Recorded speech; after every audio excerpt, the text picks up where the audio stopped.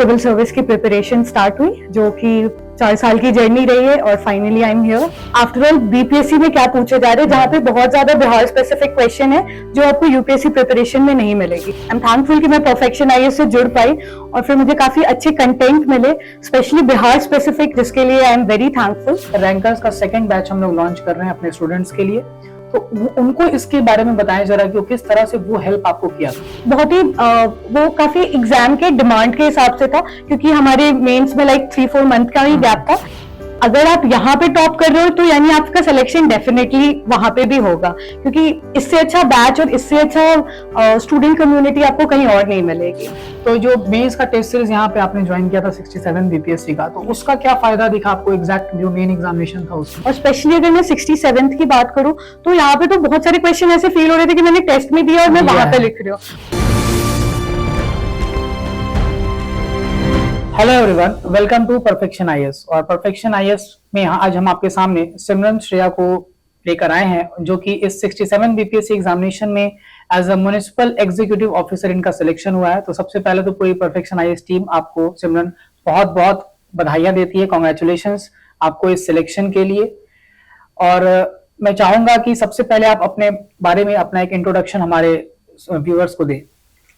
Thank you so much, sir, especially for calling me to share my experience. So, my name is Simran Shreya. मेरी 67th BPSC mains में selection हुई है as a municipal executive officer. ये मेरा second attempt रहा है। मेरी schooling Saint Michael's High School से हुई है। फिर मैंने कॉलेज पटना वुमेन्स कॉलेज से इन पॉलिटिकल साइंस ऑनर्स किया है। और आफ्टर 2019 जब मैं ग्रेजुएट हुई, उसके बाद से मेरी सिविल सर्विस की प्रिपरेशन स्टार्ट हुई, जो कि 4 साल की जर्नी रही है और finally I am here as an MBA. Definitely 4 साल आपने कंसिस्टेंसी जो बनाए रखी, उसी का ये रिजल्ट है। बहुत बहुत बधाई आपको उसे सिमरन। मैं चाहूंगा कि जैसे ये प्रिपरेशन जो था सिविल सर्विसेज का, आपने सेंट माइकल से पढ़ाई की, तो स्कूलिंग भी आपने काफी अच्छी जगह से की है, आपने पटना वुमेन्स कॉलेज से ग्रेजुएशन किया है। तो इस एग्जामिनेशन के बारे में आपने कब सोचा था कि हाँ एग्जामिनेशन की तैयारी करनी है? उसके बारे में थोड़ा सा व्यूअर्स को बताइए कि ये फोर्स, मतलब ये रीजन कहाँ से मिला कि इसकी एग्जामिनेशन की तैयारी करनी है आपको? सर, पहला रीजन तो as a Bihari, I think everybody wants to get into civil services. और ये I don't know how, but ये बचपन से था कि मुझे सिविल सर्विसेज में जाना है। और ये जब मैं 12th में थी तो फिर मैंने डिसाइड किया कि मैं आर्ट्स परस्यू करूं, क्योंकि ये एक हेल्पफुल सब्जेक्ट होता है। तो मैंने पॉलिटिकल साइंस लिया, फिर ग्रेजुएशन किया और फिर उसके बाद मैं इसकी तैयारी में लग गई। चलिए, बहुत अच्छी। मतलब बेसिकली एक तो बिहार के एनवायरनमेंट में रहकर ये पहला चॉइस हो जाता है जनरली, और उसमें भी आप एटलीस्ट इससे अवेयर तो थे कि हाँ हमें पॉलिटिकल साइंस ज्यादा हेल्प कर सकता है, तो आपने उसी के अकॉर्डिंग ग्रेजुएशन सब्जेक्ट लिया। That means it was pre determined. Yes sir. चलिए, बहुत अच्छी बात है। अच्छा सिमरन, मुझे आपसे ये व्यूअर्स को प्लीज आप ये बताइए जरा कि आपकी जो प्रिपरेशन हुई है, उस प्रिपरेशन में आपने किस तरह से अपनी स्ट्रेटजी को मोल्ड किया? जैसे कि आप जानते हैं 3 टायर एग्जामिनेशन हमारा है, prelims, mains, then personality test. तो आपने किस तरह से इस प्रिपरेशन को ऐसे मोल्ड किया कि आपका सिलेक्शन जो है वो हुआ है? तो मेरी जो प्रिपरेशन जर्नी थी वो स्टार्ट तो यूपीएससी से हुई थी। कि मैंने यूपीएससी के लिए प्रिपरेशन किया। तो मैंने एक साल 2019 टू 2020, वो जो एक साल का पीरियड था, मैंने यूपीएससी के लिए प्रिपेयर किया। बट अनफॉर्चुनेटली मैं यूपीएससी की प्रीलिम्स क्लियर नहीं कर पाई थी। I missed it by like 1.66 marks. और फिर मैं सोची कि मैं बीपीएससी की एग्जाम देती हूँ। तो अगर मैं बीपीएससी की जर्नी बताऊं तो मैं पूरी यूपीएससी की प्रिपरेशन के साथ बीपीएससी में एंटर की थी। और मैंने 66 का अटेम्प्ट लिया था, जो मेरा फर्स्ट अटेम्प्ट था। और दो फॉर्चुनेटली इनफ मैं क्लियर तो कर गई थी, बट मुझे मेंस में कम मार्क्स आए थे, तो फिर मेरी फाइनल सिलेक्शन नहीं हो पाई। तो फिर मैंने वही मतलब मैंने बैठ के देखा तो आई रियलाइज कि आप पूरी तरह से यूपीएससी की प्रिपरेशन के साथ बीपीएससी क्लियर नहीं कर सकते। आपको बीपीएससी का डिमांड समझना पड़ेगा कि आफ्टर ऑल बीपीएससी में क्या पूछे जा रहे हैं, जहाँ पे बहुत ज्यादा बिहार स्पेसिफिक क्वेश्चन है जो आपको यूपीएससी प्रिपरेशन में नहीं मिलेगी। तो फिर मैंने इसको नजरअंदाज रखते हुए फिर मैं आई एम थैंकफुल कि मैं परफेक्शन आईएएस से जुड़ पाई और फिर मुझे काफी अच्छे कंटेंट मिले, स्पेशली बिहार स्पेसिफिक, जिसके लिए आई एम वेरी थैंकफुल। और फिर इस तरह से मैं अपने आप को यूपीएससी से बीपीएससी की तरफ आप मोल्ड किया। ओके, चलिए, काफी मतलब अच्छी बात है कि आपने जो डिमांड को समझ लिया इस बीपीएससी एग्जामिनेशन के लिए। देखिए, डिमांड जो है वो काफी इंपॉर्टेंट है। मैं भी बता दूं एस्पिरेंट्स को कि बीपीएससी और यूपीएससी एग्जामिनेशन का नेचर सिमिलर जरूर दिख सकता है आपको स्ट्रक्चर वाइज, बट डिमांड जो है वो डिफरेंट है। तो ये डिमांड आपको समझना काफी जरूरी है। जैसे सिमरन ने फर्स्ट अटेम्प्ट के बाद ये समझ लिया कि मेंस में आपको फोकस ज्यादा करना पड़ेगा, और मेंस में चूंकि बिहार स्पेसिफिक चीजों पे ध्यान ज्यादा जरूरी है देना, तो उसके अकॉर्डिंग उन्होंने अपने आप को मोल्ड किया। अच्छा सिमरन, इस पर्टिकुलर एग्जामिनेशन की जो जर्नी है, तो डेफिनेटली माँ बाप का रोल तो खैर सबसे ऊपर रहेगा, कभी भी फ्रेंड्स हैं, फैमिलीज हैं, वो रहता ही है। बट मैं अगर चाहूंगा कि उसके बाद अगर आप जो रोल देखते हो, तो जैसे आपने बताया कि मेंस पहली बार में आपके मार्क्स कुछ कम रह गए। Yes sir. तो किस तरह से परफेक्शन आईएएस से जब आप जुड़े, तो ये किस तरह से आपको हेल्प किया मेंस के एग्जामिनेशन में, और रैंकर्स बैच से आप जुड़े हो, तो रैंकर्स बैच के बारे में भी हमारे एस्पिरेंट जानना चाहते हैं, क्योंकि रैंकर्स का सेकंड बैच हम लोग लॉन्च कर रहे हैं अपने स्टूडेंट्स के लिए। तो उनको इसके बारे में बताएं जरा कि किस तरह से वो हेल्प आपको किया था। ओके सर, तो अगर मैं अपने बारे में बताऊं, तो मैंने जब 66 की मॉक इंटरव्यू के टाइम में मैं परफेक्शन आईएएस से जुड़ी थी, पर अनफॉर्चुनेटली मैं फाइनल लिस्ट में तो नहीं आ पाई। पर परफेक्शन आईएएस टीम ने मुझे कांटेक्ट किया और उन्होंने बताया कि आप, क्योंकि आपने 66 की पूरी जर्नी की है, तो हम they invited me to join the rankers batch. और फिर मैं यहाँ पे आई। उस टाइम मुझे कुछ भी आइडिया नहीं था, I have just heard about it's name, और पटना में तो लाइक इससे ज्यादा फेमस तो कुछ नहीं था। तो फिर मैं यहाँ पे आई और मतलब it proved a boon to me. मतलब मैं यहाँ पे आई विदाउट एनी एक्सपेक्टेशन। मेरा बस ये था कि पीटी क्लियर हो जाए 67 का, पर ऐसा कुछ नहीं था। यहाँ पे मुझे प्रीलिम से लेके मेन से लेके इंटरव्यू के जर्नी में पूरी तरह से फुल हेल्प मिला। तो रैंकर्स बैच में बेसिकली मैं जब जुड़ी, तो उस टाइम हमें बहुत सारे लाइक कंटेंट्स मिले, मॉड्यूल्स मिले, और स्पेशली मैं अगर किसी मेंशन करूँ तो एनालाइजर एक बुक है जो यहाँ की, I mean it's just a wonderful book, वो सब हमें मिली। और फिर उसके अलावा हमें कुछ टीचर्स की lectures milli.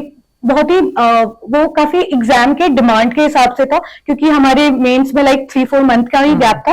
We can not go through the foundation batch. वो एकदम एग्जाम स्पेसिफिक चीजें हमें पढ़ाई जा रही थी। तो इस तरह से रैंकर्स बैच होते हैं, और काफी कॉम्पिटिटिव माहौल होते हैं, क्योंकि everybody is a topper in any field है। तो लाइक जो आपके अगल बगल भी बैठे, वो कुछ ना कुछ अचीव करके वहां बैठे हुए हैं, या फिर वो कोई कॉम्पिटिटिव एग्जाम या फिर परफेक्शन आईएएस में ही काफी अच्छा परफॉर्म कर रहे थे, इसलिए वो वहां थे। तो आपको कहीं बाहर से मोटिवेशन की जरूरत नहीं, वो क्लासरूम में ही मोटिवेशन आपको मिल जाती है। तो इस तरह से रैंकर्स बैच ने मुझे बहुत हेल्प किया है। और अगर जो भी ज्वाइन कर रहे हैं, प्लीज ज्वाइन कीजिए। अगर कुछ, आई डोंट नो क्या क्राइटेरिया उसमें एंट्रेंस का, पर अगर कुछ एग्जाम है तो आप वर्क करो और इसमें आओ। अगर आप यहाँ पे टॉप कर रहे हो, तो यानी आपका सिलेक्शन डेफिनेटली वहां पे भी होगा, क्योंकि इससे अच्छा बैच और इससे अच्छा स्टूडेंट कम्युनिटी आपको कहीं और नहीं मिलेगी। सो बेसिकली इन्वायरमेंट जो है उस जगह पे रैंकर्स बैच में, चूंकि आप सिर्फ वहां पर अगर आप पहुंचे हो रैंकर्स बैच में, तो जैसा सिमरन ने भी बताया कि वहां जितने भी आसपास में आपके साथ स्टूडेंट होंगे, एस्पिरेंट्स होंगे, वो सब उसी लेवल के मिलेंगे। क्योंकि एक तो स्क्रीनिंग, जैसे अभी आप जानते हैं 25 को हमारा एग्जामिनेशन है इसका एंट्रेंस के लिए, तो जब कट ऑफ जो डिसाइड होगा कि टॉप 100 स्टूडेंट्स को लेना है, तो वो आप समझ सकते हो कि वहां पे ही कंपटीशन हमने रखा हुआ है। और फिर जब आप वहां जाएंगे तो आपको पता चलेगा कि वहां आसपास में सब लोग उसी लेवल के हैं, तो आपको ये प्रिपरेशन, आपको ये मोटिवेशन वहीं पर मिल जाएगा, उस एनवायरनमेंट में ही। और साथ ही साथ मॉड्यूल्स, कंटेंट, इस तो कॉम्पिटिटिवनेस वहां पे काफी ज्यादा आपको भी हेल्प की थी इस चीज में। ठीक है। सिमरन, मैं ये जानना चाहूंगा कि जैसे एनालाइजर तो आपने बताया कि एनालाइजर का रोल काफी इंपॉर्टेंट था। तो थोड़ा सा मुझे टेस्ट सीरीज के बारे में भी अगर आप एस्पिरेंट से जानना चाहेंगे कि टेस्ट सीरीज को लेकर क्या स्ट्रैटेजी होनी चाहिए। टेस्ट सीरीज अटेम्प्ट सभी कर रहे हैं, लेकिन मेंस की टेस्ट सीरीज को देखकर मतलब बेसिकली मैं भी ऐसे स्टूडेंट्स को समझाता रहता हूँ कि टेस्ट सीरीज जो मेंस का होता है, बच्चों को एक थोड़ा सा स्टिग्मा सा होता है कि नहीं, ये नहीं अटेम्प्ट करेंगे, इसमें इतने सारे आंसर लिखने, अभी पूरा पढ़ाई नहीं हुआ है, या फिर हमें आता नहीं है लिखना। तो ये वाला जो एक स्टिग्मा है या जो एक हेजिटेशन है, प्रीलिम्स का फिर भी दे देते हैं, बट मेंस में जो ये हेजिटेशन है, कि आपको इसके बारे में आप कुछ एस्पिरेंट्स को बताएंगे कि आखिर इसको अटेम्प्ट करने से क्या फायदे हो सकते हैं। Yes sir. अगर मैं अपने बारे में बताऊं तो it is tested year. Like मैं 66 का जब मेंस दे रही थी तो मैंने बहुत सारे टेस्ट अवॉइड किए, क्योंकि हर बार वही होता है, आप कभी भी प्रिपेयर नहीं रहते हो। नेक्स्ट डे एग्जाम है संडे को, और सैटरडे को आपको you will get the cold feet कि नहीं कल नहीं देना है, अगली बार अच्छे से प्रिपेयर करके आओगे। And let me tell you, अगली बार कभी नहीं होता है। मैं 66 का बहुत सारे टेस्ट इसी तरह से मिस कर दिया और मैं फाइनली एग्जाम देने गई, और वही हुआ, क्लियर तो हुआ बट अच्छे मार्क्स से नहीं हुआ। बट 67th में I just had that mindset कि एग्जाम में तो बैठना है, चाहे हम प्रिपेयर हो ना हो। और वो अच्छा नहीं लगता जब आप प्रिपेयर ना हो एग्जाम देने में, बट फिर भी आपको वो फियर ओवरकम करना पड़ेगा। और मैं इसके लिए ये भी बताऊंगी, जनरली एक परसेप्शन होता है लाइक एवरीथिंग अंडर द सन वो सिविल सर्विसेज के लिए पढ़ना रहता है, बट ऐसा नहीं होता है। हर एग्जाम का डिमांड होता है, और वो डिमांड समझने का सबसे अच्छा तरीका टेस्ट सीरीज ही होता है। अगर आप टेस्ट सीरीज देते हो तो आपको पता है कि आपको किस डायरेक्शन में प्रिपेयर करना है। अगर आप कुछ और भी नहीं पढ़ रहे हो, आप वो लाइक जो भी क्वेश्चन नहीं रहते आप उसका आंसर पढ़ लो, क्या रिव्यू आ रहे हैं। एंड यहाँ पे तो चेकिंग भी बहुत अच्छी से होती है, अगर आपने दिया होगा तो आपको पता होगा कि कितने अच्छे से फीडबैक्स मिलती है, वो बहुत हेल्पफुल होता है। और आप उसका जो आंसर्स हमें मिलता है that is very rich quality answer. अगर आप वो भी पढ़ते हो ना, आपका खुद ब खुद एक सोर्स अवेलेबल हो जाता है जो काफी अच्छा होता है। तो जैसे कि अभी सिमरन ने भी बताया कि टेस्ट सीरीज अगर आप मान लीजिए बिना प्रिपरेशन, जो कि आपको लगता है कि आपका प्रिपरेशन नहीं है, तो ये चीज हम लोगों को कभी खत्म नहीं हो पाएगी। yes, तो ये जो फियर है, इस फियर को आप नहीं लेकर चल सकते, क्योंकि बिना मेंस के आप प्रैक्टिस के, क्योंकि इससे 3 फायदे आपको दिखेंगे अगर आप मेंस की टेस्ट सीरीज में आते हैं। पहला तो आपका वो एक्सपीरियंस होगा, क्योंकि आपको अल्टीमेटली तो ये स्टेज क्लियर करके ही सिलेक्शन लेना है, तो वो आप वैसे भी इग्नोर तो नहीं कर सकते। दूसरा कि बहुत सारी चीजें ऐसी हैं जो कि आप एग्जामिनेशन हॉल में गलतियां करेंगे, और वो बाद में जब आपको रियलाइज होगा तो शायद आप मेन एग्जामिनेशन में इस गलती को ना करें। और तीसरा कि अगर आपको चीजें नहीं भी आती थी तो जो मेंस का मॉडल आंसर मिलेगा टेस्ट सीरीज के बाद, कॉपी चेक होकर जो फीडबैक्स मिलेंगे, वो आपके इंप्रूवमेंट में बहुत ज्यादा कंट्रीब्यूशन करेगा। तो आप अगर टेस्ट में अटेम्प्ट नहीं ले रहे हो, अपियर नहीं हो रहे हो, तो आप कम से कम एटलीस्ट 3 एरियाज और पैरामीटर्स में आप पीछे रह जाएंगे एज कम्पेयर टू अदर्स। तो इसके लिए परेशान नहीं होना है कि हाँ नंबर कम आ रहे हैं। आप अगर, मैं चाहूंगा कि सिमरन भी बताएं कि क्या पहले टेस्ट और आखिरी टेस्ट में आपका सेम मार्क्स रहा है? ऐसा बिल्कुल नहीं होता। आई डोंट थिंक कि किसी के साथ भी नहीं हो सकता। सही बात। फर्स्ट टेस्ट में अगर मुझे अभी एग्जैक्टली स्कोर नहीं याद है, बट मेरे हिसाब से मैंने जीएस1 में अराउंड 110 लाया था, जो कि बहुत ही कम मार्क्स है, क्योंकि 72 marks itself is just maths. तो और लेकिन धीरे धीरे जब आप टेस्ट देते हो वो खुद ब खुद इम्प्रूव होते हैं। तो आप टेस्ट देते रहो, क्योंकि राइटिंग स्किल बहुत मैटर करता है। हो सके आपके पास नॉलेज हो, आप पेपर पे नहीं रिफ्लेक्ट कर पा रहे हो, और अगर आप कंटिन्यूअसली लिखते जाओ ना तो आपको एग्जाम में कोई डिफरेंस ही फील नहीं होगा। आपको लगेगा आप नॉर्मल क्लासरूम में बैठ के टेस्ट सीरीज दे रहे हो, आप वैसे बैठ के वहां दे रहे हो। तो जो मेंस का टेस्ट सीरीज यहाँ पे आपने ज्वाइन किया था 67 बीपीएससी का, तो उसका क्या फायदा दिखा आपको एग्जैक्ट जो मेन एग्जामिनेशन था उसमें? सर टेस्ट सीरीज का अगर मैं बात करूं तो पहला मैं बात करूंगी क्वेश्चंस की। Question is of like top quality. आपको मतलब बहुत ही रिच क्वालिटी के क्वेश्चंस रहते हैं यहाँ पे। अगर आप ये अच्छे से लिख दो तो आपको एग्जाम में तो कोई डिफरेंस ही नहीं फील होगा। और स्पेशली अगर मैं 67th की बात करूं तो यहाँ पे तो बहुत सारे क्वेश्चन ऐसे फील हो रहे थे कि मैंने टेस्ट में दिया और मैं वहां पे लिख रही हूँ। और जब आप लिखोगे एग्जाम में, वो ऑलरेडी आप आंसर लिखे हुए हो ना, तो आपकी स्पीड भी बढ़ जाती है, क्योंकि everything is in your mind, आपको सोचना नहीं पड़ता है। तो मैं ये बोलूंगी कि ये मतलब आप टेस्ट अटेम्प्ट करो, this will be very helpful for you. चलिए, तो टेस्ट सीरीज का रेलेवेंसी, एनालाइजर मैगजीन की रेलेवेंसी जो है वो सिमरन ने बताया कि काफी ज्यादा है हमारे मेंस एग्जामिनेशन में।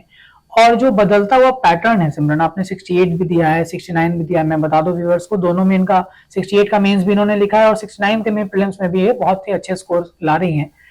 तो अभी जो चेंज स्ट्रैटेजी है, मुझे बस इसमें आपसे ये जानना है, क्योंकि एस्पिरेंट्स भी बार बार ये चीज पूछते हैं कि जो स्ट्रैटेजी होनी चाहिए, जैसे चेंजिंग पैटर्न दिख रहा है, तो क्या हम लोग एक होलिस्टिक प्रिपरेशन की ओर ज्यादा फोकस करें, या फिर आप स्टेज वाइज अगर देखें कि प्रीलिम्स की तैयारी पहले कर लो, मेंस की उसके बाद, क्या इस तरह से ये सही रहेगा स्ट्रैटेजी?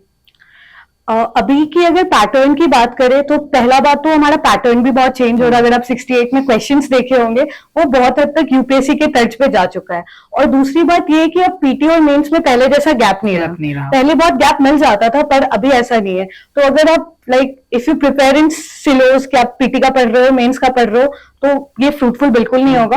आपको एक इंटीग्रेटेड अप्रोच लेना पड़ेगा कि आप पीटी और मेंस का साथ पढ़ो, और हाँ, पीटी से 1 महीने पहले आप टेस्ट वेस्ट पे फोकस करना शुरू कर दो, वैसा होना चाहिए। पर प्रिपरेशन हमेशा मेंस की होनी चाहिए। बिल्कुल, मेंस की प्रिपरेशन करेंगे और प्रीलिम्स का डेट आने से पहले आप 1-1.5 महीने पहले अपनी स्ट्रेटजी थोड़ा सा शिफ्ट कर सकते हो, जो प्रीलिम्स ओरिएंटेड होता है उसकी तरफ, क्योंकि ये होलिस्टिक प्रिपरेशन है। हम लोग को जब भी हम लोग बात करते हैं इस एग्जामिनेशन की, तो तीनों स्टेज का रिलेवेंसी है, लेकिन अगर हम रिजल्ट की बात करें तो मेंस और इंटरव्यू, यही आपका रिजल्ट में स्कोर इसका जो है काउंट होगा। तो हम लोग को मेंस इग्नोर हम लोग कर नहीं सकते, तो उसके लिए आपको एक होलिस्टिक फाउंडेशन बैचेस का रोल यहाँ पर इंपॉर्टेंट हो जाता है, जहाँ पे क्यूमुलेटिव आपका जो स्टडी है वो दोनों जगह कराया जाता है। ठीक है सिमरन, लास्ट क्वेश्चन मैं चाहूंगा कि आप पर्सनालिटी टेस्ट का एक्सपीरियंस शेयर कीजिए, अगर कुछ आपको लगा हो कि कुछ यूनिक क्वेश्चन वहां पे, या फिर कैसा एनवायरनमेंट रहा। यस सर, पर्सनालिटी टेस्ट, जैसे मैं इंटरव्यू की बात करूं तो लाइक इंटरव्यू मेरा बहुत ही डिफरेंट डायरेक्शन में चला था। मतलब नॉर्मली मैं जब देख रही थी यूट्यूब पे, तो लोगों से नॉर्मल क्वेश्चंस पूछे जाते थे, बिहार की डेवलपमेंट कैसे होगी, हॉबीज के बारे में, और मैं पर्सनली हॉबीज के बारे में बहुत प्रिपेयर्ड थी, because I am a state level basketball player, तो वो मेरा बहुत नेचुरल हॉबी था। बट मेरा 2 इंटरव्यू का एक्सपीरियंस रहा, 66 और 67, और दोनों में हॉबीज पे क्वेश्चन ही नहीं आया। तो ये मेरे तो बेनिफिट में नहीं था। तो मैं इंटरव्यू के लिए 2 बात कहना चाहूंगी। पहला कि आप हमेशा अनएक्सपेक्टेड क्वेश्चन के लिए प्रिपेयर रहे, क्योंकि यू नेवर नो, आप पूरा न्यूज़पेपर पढ़ के गए हो, हर दिन 2 घंटा दे रहे हो, पर आपसे न्यूज़पेपर पे एक सवाल ना हो, आप पे हॉबी पे सवाल ना हो, तो आप प्रिपेयर रहो, ऐसा होगा। और दूसरी बात, आई पर्सनली फील कि आपकी बिहेवियरल थिंग बहुत अच्छी होनी चाहिए। आप कैसे बात कर रहे हो, कैसे आके बैठ रहे हो, कैसे आंसर्स कर रहे हो, ये बहुत इंपॉर्टेंट होता है। नॉलेज इज ओके, उसका तो कोई सब्स्टिट्यूशन ही नहीं है, पर बिहेवियरल थिंग के लिए प्रिपेयर हो।